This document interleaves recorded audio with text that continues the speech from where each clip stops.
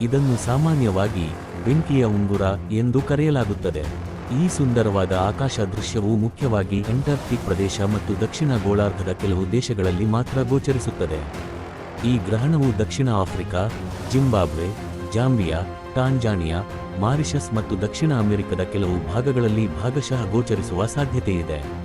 ಆದಾಗ್ಯೂ ಈ ಗ್ರಹಣವು ಭಾರತ ಸೇರಿದಂತೆ ಅನೇಕ ಏಷ್ಯಾದ ದೇಶಗಳು, ಯುರೋಪ್, ಉತ್ತರ ಅಮೆರಿಕ ಮತ್ತು ಆಸ್ಟ್ರೇಲಿಯಾದಲ್ಲಿ ಗೋಚರಿಸುವುದಿಲ್ಲ.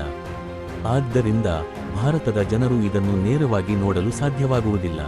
ನಮಗೆ ಬಂದ ವರದಿ ಅಭಿ ಮಿತ್ರ 25 ಟಿವಿ.